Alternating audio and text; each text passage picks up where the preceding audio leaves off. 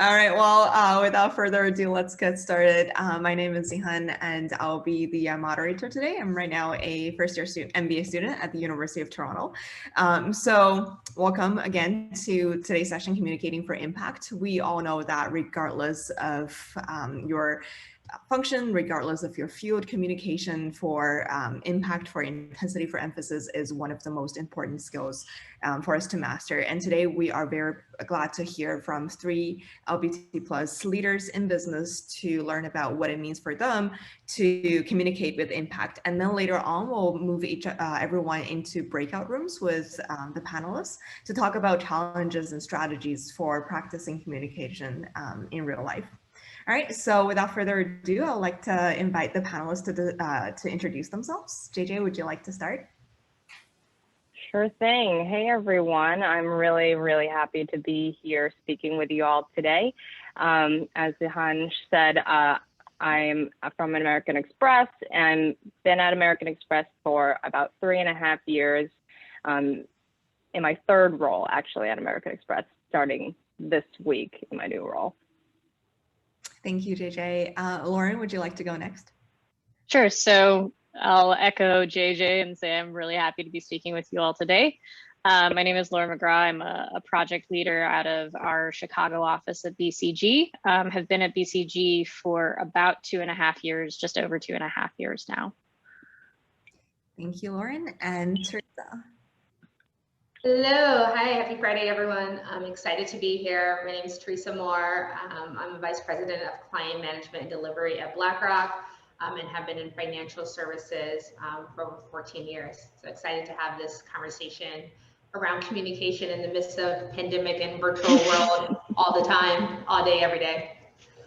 Thank you, Teresa. All right, so to get started, before we jump into the panel discussion, I'd like to invite everyone to participate in a short activity. I'm going to play a 1-minute video clip it's a TED Talk by Gina, and the topic is why I must come out. And I just wanted to invite everyone to think about what was so impactful about her communication as you watch the video. And later on, we'll invite everyone to annotate on the slides what you think was impactful about her communication. So I'm just gonna move on to the video. Every November 20th, we have a global vigil for Transgender Day of Remembrance. I mean, I'm here at this stage because it's a long history of people who fought and stood up for injustice. This is Marsha P. Johnson and Sylvia Rivera. Today, this very moment is my real coming out. I could no longer live my truth for and by myself. I want to do my best to help others live their truth without shame and terror. I am here, exposed, so that one day there will never be a need for November 20th vigil. My deepest truth allowed me to accept who I am. Will you? Thank you very much. All right, so that was a very short video. I hope everyone liked that. So I'm just wondering, I want to invite everyone to annotate, like if you're comfortable annotating on the screen right here, or if you're not familiar with annotation. So for annotation, you can just go to the top of the screen where you see the sharing, and then there's a button called annotate. Or if you feel more comfortable about typing in the chat, you could also do so. Just like a few words, like real quick, like why. What was so impactful about Gina's speech right there? Yeah, I can see like people, okay.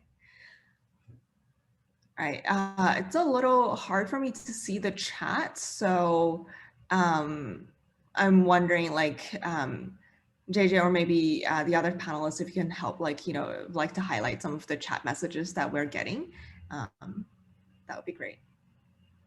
So I can see some great feedback here. Make it personal, pace and passion, being authentic. So yeah, she was moving, she was using her body language. She was sharing her vulnerability. I can see a lot of that. Pausing for thought. Yeah, like you can hear the pauses in between. She invited the audience. Okay, she's courageous. Yeah, I'm just wondering if I can see some of the chats. Let's On the chats we have, I'll read a few of them. Yeah. Vulnerability as well. She used I statements. When we look outside ourselves, our world expands. Empowered, being brave, excited, filled with emotion, storytelling, capability, pace and pausing interactivity, pushing the introspection on the audience, direct eye contact. Mm-hmm. Yeah, this is great. I see a lot of really specific and very practical strategies that we'll circle back to during the breakout room later. So yeah, these are great thoughts. I would just like to maybe invite everyone to keep this in mind as we go through the rest of today's session. But for now, I would like to invite our three panelists to, I'm just gonna clear this real quick. Okay, all right, so we're gonna move on to our first part of today's session and for the panel discussion and to hear from our three panelists what they think communicating for impact means. So to get started, I was wondering, JJ, if you can maybe tell us a bit more about what your thoughts of communicating for impact to you, like why do you think that is important? Yep, sure thing. So as I mentioned at the top, I've been at Amex for 3.5 years, and this is my third role at Amex. And for me, in my various roles here, communicating clearly and effectively has been just as important as any financial, technical, or other hard skills, right?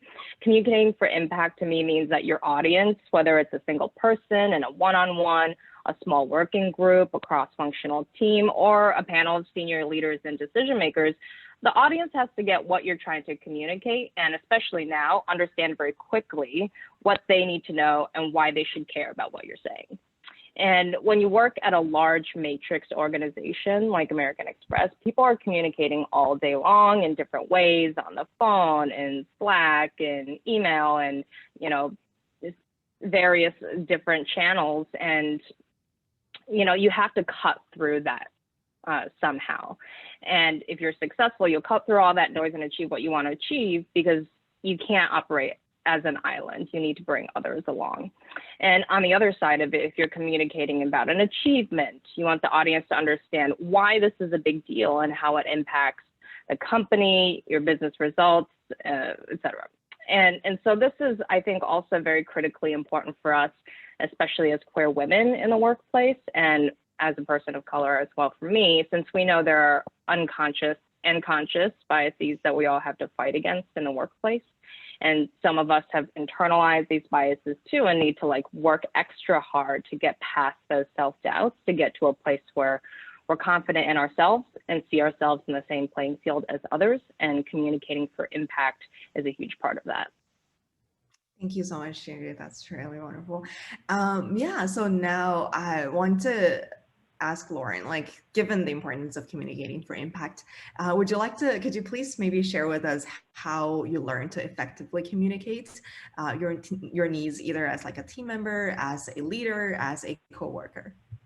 Yeah, so I think for me, and some of you who are familiar with BCG may know this, but BCG has a very heavy feedback culture. And one of the biggest things for me in terms of learning to communicate with impact was frankly just being very open and asking for that feedback on a regular basis. I think a lot of people have a tendency, men, women, queer, not queer, it doesn't really matter, to not necessarily be aware of maybe some of their tics, things that they've picked up over time, things that don't necessarily contribute to them communicating clearly and directly. And so for me, it really came down to actually getting that feedback from those who were around me, whether it was my boss or my team members. And from my team in particular, I had a direct report under me. I was a brand new project leader just starting out.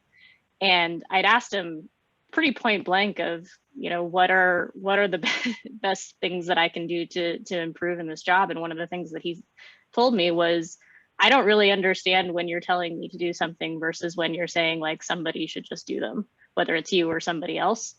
And that actually was a pretty significant piece of feedback that I received of just how to be more direct. I realized that I'd adopted a bit of a tendency from my mother of saying, let's go do this or let's go do that, without actually being very direct and just saying, please go do this, or please help with this task. And being more direct and actually being able to clearly communicate what I need from that person at that time has really helped me, I think, in this job and to grow into a project leader here about 8 months on. Right. Thank you, Lauren. That's really important to keep in mind, being more direct. And Teresa, moving on, I'm wondering, in terms of inspiring others to practice communication, would you like to share like any examples of you doing that and inspiring your coworkers at work? Yeah, absolutely. I think in a couple of ways. So first, I think when you think about inspiring communication of others, you have to recognize that communication is not just verbal, right? It comes in all forms, and part of what we have to recognize, we're in a highly virtual work environment now. So verbal is one of the key, the primary elements, but certainly not the only. So one of the things, whether, that I, for myself, have been very cognizant of, or for my own team members and for other settings that I'm in, is engaging with folks in different forms. So whether that is on chats, right? And, we have big group team Slack channels that are now, I guess, teamed channels that, I would specifically say like, hey, aren't you working on this? Why don't you two connect and kind of pull people in so that they have a voice and they're visible with their work. Because, I think in general, our group of individuals is, whether it's women of color, LGBTQ, all of the above, we are not in any way near as boastful as a lot of our counterparts. And we are quite modest. And what I have actually found in many ways is that, one of the silver linings of this situation is that folks have been able to become more visible, and I've been able to elevate folks on my team or within the groups that I work with in this setting, because the physicalness of being in a room is not as intimidating, and the bravado in all of those areas. So for myself, I try to lead by engaging with folks. Of course, there's a balance of calling someone out and engaging. So you want to be mindful of that. But certainly, offline, what I typically do when I have conversations is ask, like, hey, would you be willing to share this? Do you think this is something that would be interesting to put in another group? Is this something that you wouldn't mind just throwing in the Slack channel? Like, I don't need to tell everyone. Why don't you throw it into the group and announce what's going on in this release and positive feedback that we received or whatever it is. So I think there's so many elements. And again, the verbal tends to be, for those that is fairly intimidating. Look at other elements first, right? Let folks, send out that email or send out that chat. Then they become more comfortable in that setting, and then speaking up on a call becomes a lot easier. But looking at it as baby steps, and not necessarily in your company town hall having folks raise their hand for the first time, right? There are steps to it, and I think there are many ways to let communication, chat, text, probably less text, email, calls, kind of speak for themselves, and use all of those in your engagement. And then also when you're in sessions like this with your coworkers, and especially in smaller groups, stay engaged. I think, we all want to feel validated. We all want to feel affirmed, and being clear and, trying to be as present as possible, which we all know life is happening around us and outside of these doors and in these rooms behind the virtual screen. But try to give those level of engagement and cues that aren't just verbal to your peers, and you'll receive them back. And I think that's really big as well. Thank you so much, Teresa. That sounds amazing. So before I jump into the remaining of my questions, I want to give the audience a chance to see if you have any questions that you would like to ask our panelists. So if you do, feel free to send that in the chat, or you can just come on screen and unmute yourself and ask it. I just want to see if our audience would like to have any questions before we continue. I do. Hi. Hello. Hey, Hi, I'm Michelle, and I'm actually here at Ramba looking at different MBA programs and exploring consulting. And my question, I have about 10 years of operations management experience, so I should let you know that. So when you are communicating, and as leaders, sometimes we have to facilitate tough conversations, right? what are some approaches you take to get people to engage in those tough, vulnerable conversations? Would anyone like to take the lead on that? So for me, I think one thing that I have tried to do, especially when I'm trying to reconcile in consulting, I've had experiences where I'm trying to reconcile two different sides, actually within the same company, two different functions. And sometimes it kind of is like a therapy session, to be honest. But one of the things that I've really tried to do is to actually call people out and to try and make sure that people's voice is being heard. If one person, for instance, feels like they're being steamrolled, trying to give them space, give them air, give them an ability to actually voice what their concerns is, for instance, by turning the floor over directly to them. So that's one way that I've done that. Thank you, Lauren. Yeah, I would agree. I think just to add to that real quick, for myself, I have also just, lay out the situation as you know it and ask for validation and make sure that's correct before you go into the tough conversation. So, again, whether it's personal development for someone or, project work related, I think, getting everyone on the same page of like, hey, this happened. It seemed like there was an issue here. Is that how you see it? And setting playing ground before you get into, constructive feedback or suggestions to move forward. And I'll just add that, at the end of the day, I just try to be a human, right? I try to think about the person who is sitting there, what is their perspective? And if it were me, what would help me in that position? And focusing on what we have in common, right? What are our shared interests or shared goals in that situation and in that moment? And how can we kind of look towards those to move forward? Thanks, JJ. So I do have another question in the chat from Angel. We'll take one more question from Riona, and then we'll move on into the breakout rooms where you can continue to have this conversation. Yeah, so Riona, I will get to you in 1 second. Let me just address the question from Angel. How do you balance being open and receptive to feedback with the bias and stereotypes of groups you identify with? For example, the difference in how women are seen when they speak up versus when men speak. How do you maybe seen specifically as a queer woman, stereotypes of aggressiveness, for example, as a Black woman, as any other groups you identify with, etc.?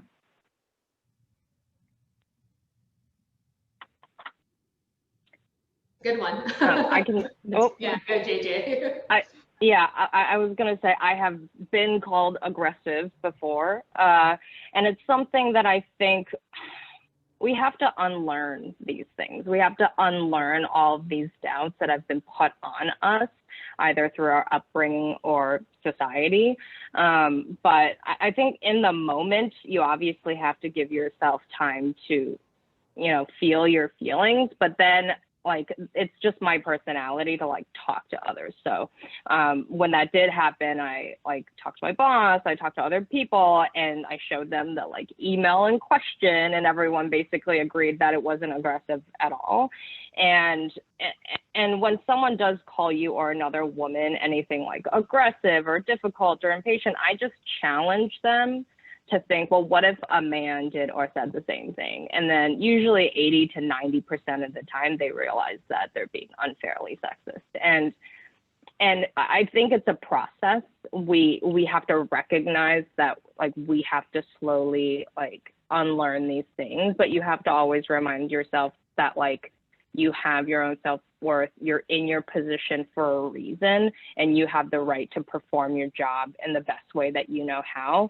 And so, yeah, and also just look to the senior leaders in your companies who are women, and look toward their communication style. And I guarantee you, they've gone through all of that before, and they've had to learn to let that go as well.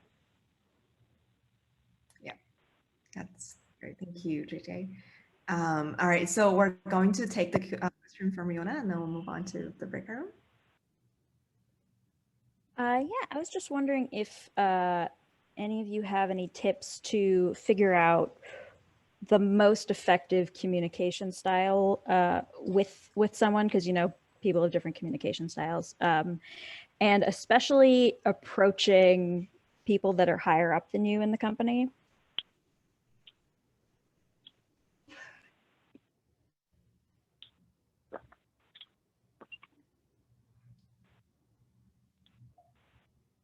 Would anyone like to take the lead on this? Yeah, I can go. Lauren, are you going to say something? No, go ahead, Teresa. I'll fill in the back end if Okay. needed. I would say that certainly is a, challenging one. One of the things for myself that, in situations where I don't know the person and haven't worked with them regularly, I try to, first, I think to JJ's original point, which was really great, is like being authentic to yourself, and you should always kind of just be authentic to your style and recognize kind of what the counterpart is that you're engaging with. But the range shouldn't probably be that broad.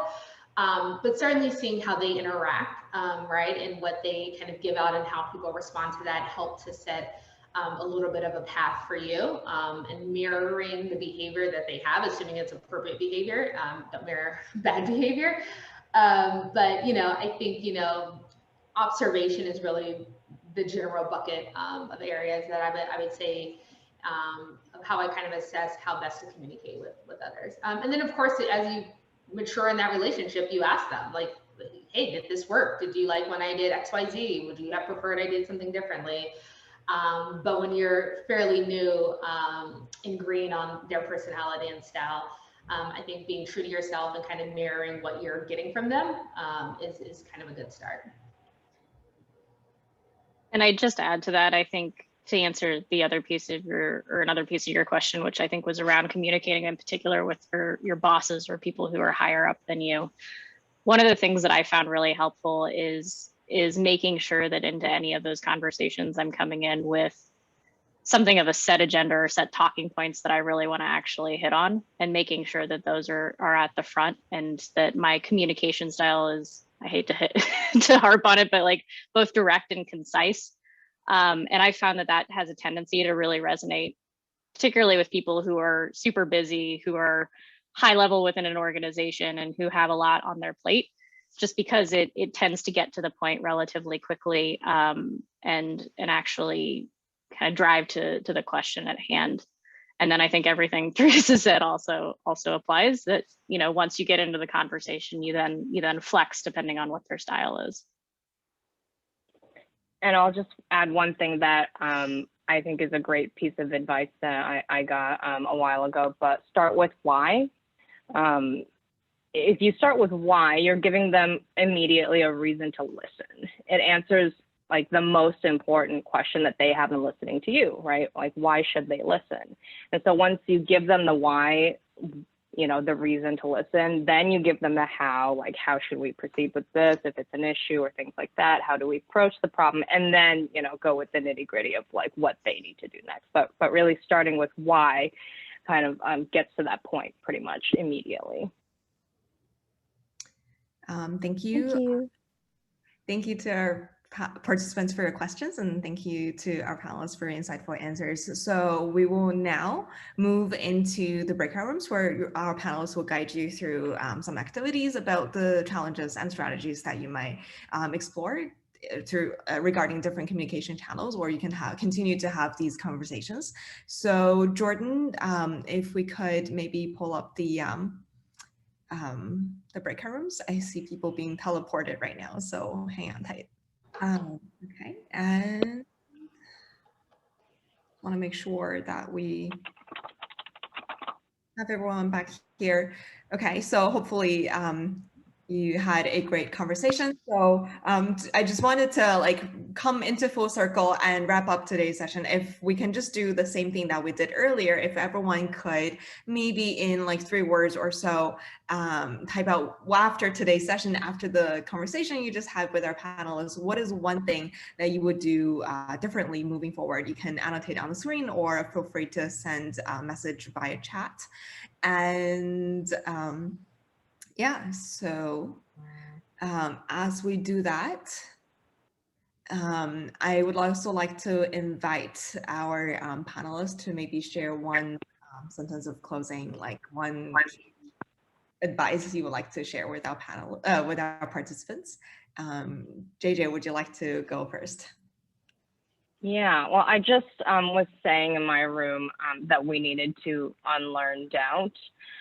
Most of us as women and as queer women, we've been told to be quiet and doubt ourselves all of our lives, whereas men have not. And we have to unlearn this in order to level the playing field, like within our own minds.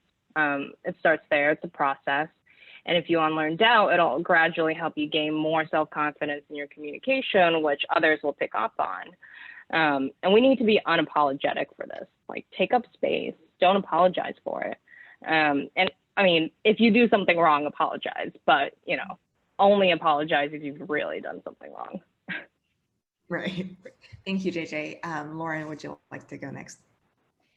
Yeah, I piggyback a little bit actually off of what JJ said, and I was going to say something earlier, but it's really, sorry, I'm getting a bit of an echo, so hopefully you all aren't.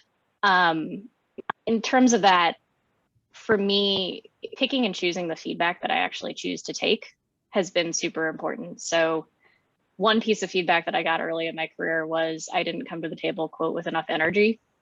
And to be frank, I honestly thought it was a bit of a sexist comment. And it was coming from a man, which didn't really help. And I have not gotten that piece of feedback again. I really haven't done anything different. And so being true, you know, taking the feedback that you get and certainly like seeing how it fits in, working on different aspects of your communication style, being more flexible in terms of how you communicate with different people is important. But it's also important to the point we discussed earlier, to be authentic, to be your authentic self, and to not flex so far that you're no longer within the bounds of how you wish to represent yourself. Thank you, Lauren. And last but not least, Teresa. Yeah, we were just getting into this. I think one of the common things and themes around our conversation was around, you know, confidence, imposter syndrome, and basically, you know, creating a presence for yourself. So piggybacking off of both JJ and Lauren's points, you know, I think creating space for yourself is huge. And, you know, they talk about this in Myers-Briggs with your introvert and extrovert. And I think in particular with ourselves particularly with ourselves in various settings, as LGBTQ women, persons, and people of color, I think it's important for us to, you know, don't be afraid to slow down the conversation. Don't be afraid to make you know, create that space for yourself in the conversation and say, 1 second, I have a thought here. You know, have folks that cut you off, you know, call, you know, recognize like, hey, I didn't quite finish. Let me get back. Let me share this thought. Then we'll love to hear your feedback. And slow down that conversation. Feel free to slow down that pace to make that work for you. I know myself as a, you know, borderline extrovert introvert, I appreciate when people do that to me where I'm fast in the thought. And I have actually feel that I think that works well for the group. But making space for yourself and getting your point out in a manner that works for you and not necessarily trying to fit it into the theme of what's happening around you. Great. Thank you so much, Teresa. And I can see that we have a lot of great comments on our screen and in the chat as well. That echoes what our panelists have been saying: being authentic, being bold, start with why, accept the silence. They visibly lean in, ask for feedback. And in our chat, we also have be more direct with the speech, ask for feedback, reach out. It's knowing the difference between an advocate and a mentor. Be kind, reinforce good communication. This is great. Thank you so much for sharing and your feedback as well. So yeah, well, sorry for going a bit over our scheduled time. I hope that this has been a productive conversation for everyone, and I hope you enjoyed today's session. And we have one more session coming up at 4:10, so I hope you stay tuned for that. Otherwise, I would invite everyone to join and to thank all of our wonderful panelists for being here today. And yeah, thank you, everyone.